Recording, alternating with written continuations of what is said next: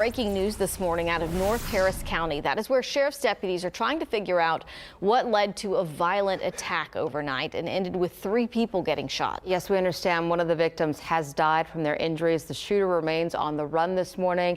This all happened at 2 scenes not far from one another. Ellen Kirkendall and Dunstan Glen Drive and Red Bank Drive. Our Brittany Jeffers is live this morning with what investigators are saying about this. Brittany, good morning. Yeah, good morning to you. Well, I just spoke with Sheriff Ed Gonzalez. He is out here on the scene, and you mentioned that extensive scene, and that's what we're seeing out here this morning. You take a look behind me, you can see this is just one of the locations where sheriff's deputies are investigating out here this morning. Now, I'm told by the sheriff they believe that there were multiple gunmen perhaps out here because they say preliminary information at this time is that there were a lot of people gathered in a parking lot at an apartment complex, possibly for a party. Now, the sheriff says there was some type of a fight.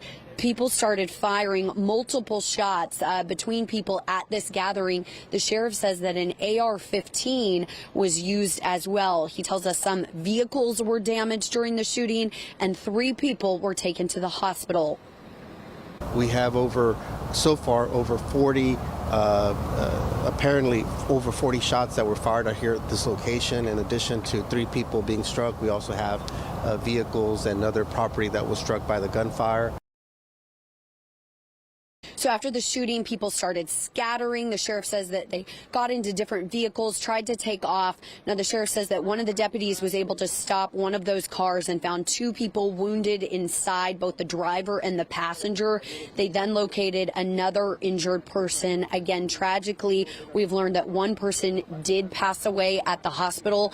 You can see the sheriff out here on the scene, walking around, speaking with investigators. Again, this is quite the scene out here. It spans from this particular location up the street to an apartment complex. Again, they say if you have any information, they'd like to hear from you. Right now, they say they're going to be canvassing the area, trying to see if there's any surveillance video or perhaps any cell phone video that people on the scene or witnesses may have taken during the shooting. Reporting live, I'm Brittany Jeffers, KPRC 2 News.